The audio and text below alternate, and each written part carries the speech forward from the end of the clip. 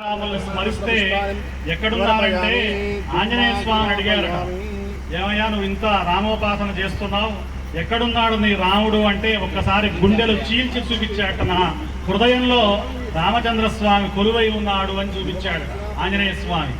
కాబట్టి మనకు ఇప్పటికీ ఆంజనేయ స్వామి ఉన్నారు. ఎందుకంటే సప్త చిరంజీవులు అని చెబుతారు. ఆ సప్త చిరంజీవులు అశ్వత్థామ, బదర్వ్యాసో, హనుమాంశ్చ విభీషణ, కృప పరశురామశ్చ సప్తైతే చిరజీవిన. అందులో మార్కండేయుడు, ప్రహ్లాదుడు కూడా, ధ్రువుడు కూడా ఉన్నాడని చెప్పి చెబుతారు. మన రామభద్ర క్షేత్రంలో గొప్ప విషయం ఏమిటంటే వేదాధ్యయనం ఇక్కడ జరుగుతూ ఉన్నది. మనకు యంత్రం పెట్టామంటే శృంగేరి జగద్గురువులు శ్రీ శ్రీ శ్రీ భారతీ తీర్థ మహాస్వామి వారు ఆ యంత్రాన్ని స్పృశించి ఇచ్చారు. అదే యంత్రాన్ని రాముల వారి లోపల మనం పెట్టాము. ఆ యంత్రానికి పూజలు జరుగుతున్నాయి. అలాగే కంచి స్వామివారు, శంకర విజయేంద్ర సరస్వతి స్వామివారు మొన్న ఇక్కడికి మన తెలంగాణ పర్యటనకు వచ్చినప్పుడు స్వామివారిని ఆహ్వానించగానే వారు వచ్చి నూతన గోశాలని ప్రారంభం చేసి వారు సాక్షాత్తుగా గర్భాలయంలోకి వెళ్ళి రాముడికి హారతిచ్చి ఇక్కడ చక్కగా మా అందరినీ కూడా ఆశీర్వచనం చేశారు. ఇప్పుడు దయానంద సరస్వతి స్వామి వారు, వారి శిష్య బృందం అందరూ కూడా మన స్వామి సేవలో తరిస్తూ ఉన్నారు. పేరు పేరున భక్తులు, మన రామభద్ర క్షేత్ర కుటుంబ సభ్యులు, ఇటు తూముకుంట కానివ్వండి, అటు పోదాయిపల్లి కానివ్వండి, ఇటు మందాయిపల్లి కానివ్వండి, సరే మన భాగ్యనగరం ఎట్లాగూ అది సౌభాగ్యనగరం, మహాభాగ్యనగరం కాబట్టి భాగ్యనగర వాసనం మనందరం చేసుకున్నటువంటి పుణ్యం. ఇక్కడ గోశాల ఉండడం, వేద పాఠశాల ఉండడం, ఇంత నిలయ విద్వాంసులు, సంగీత విద్వాంసులు ప్రతిరోజు ప్రాతఃసంధ్యావందనం, సాయం సంధ్యావందన సమయాల్లో వాళ్ళు స్వామికి ఇక్కడ చక్కగా ఆ నాదసేవ చేస్తూ ఉంటారు. కాబట్టి ఇటు వేదము, ఇటు నాదము, ఒక పక్క ప్రసాదము అన్నీ కూడా స్వామి సేవలో ఉన్నాయి. గోవుని దర్శిస్తే, గోవుని పూజిస్తే, గోవుకి గ్రాసాన్ని పెడితే అఖండమైనటువంటి పుణ్యం వస్తుంది. 30 పైగా గోవులు లక్ష్మీ అమ్మవారి స్వరూపంగా మన రామభద్ర క్షేత్రంలో ఉన్నాయి.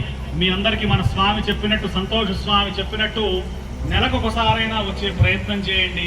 గోమాతను సేవించుకునేటువంటి భాగ్యాన్ని పొందండి.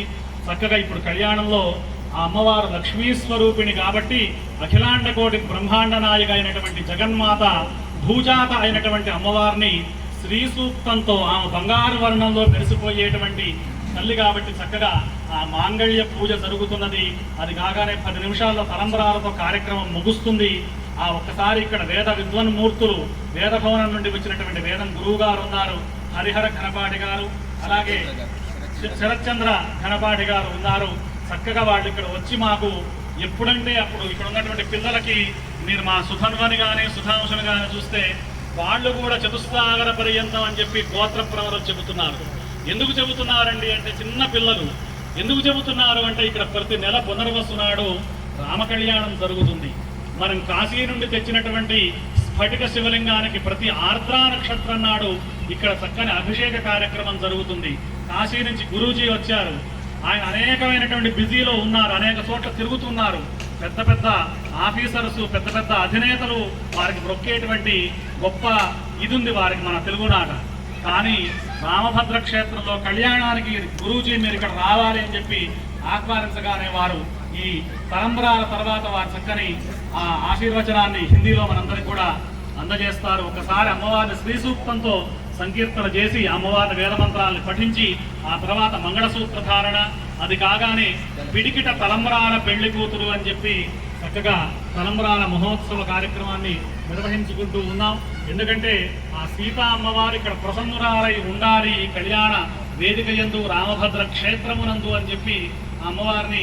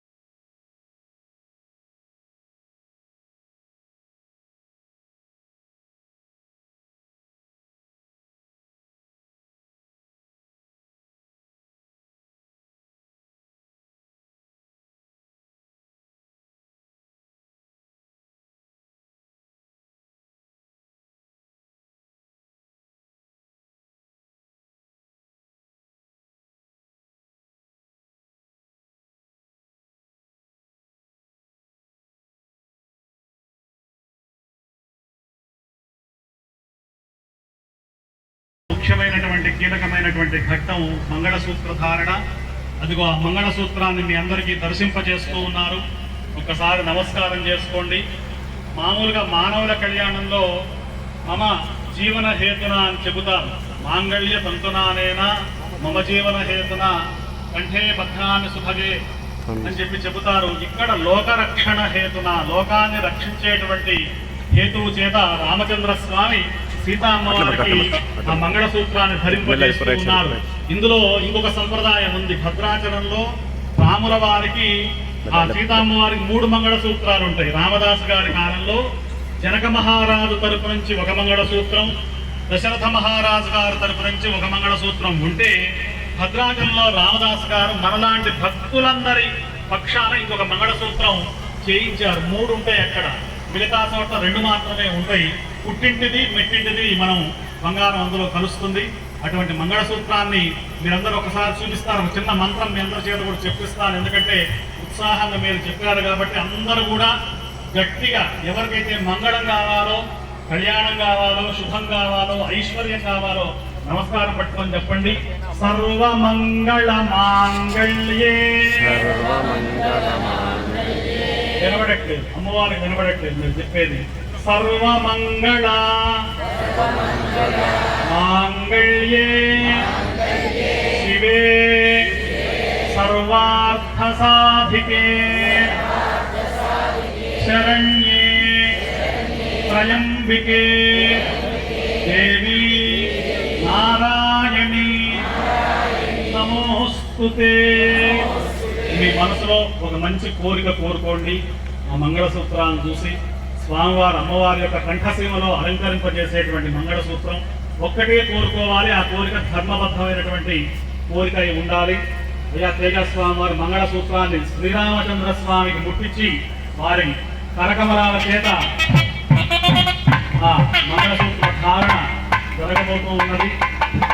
ఓం ఆశా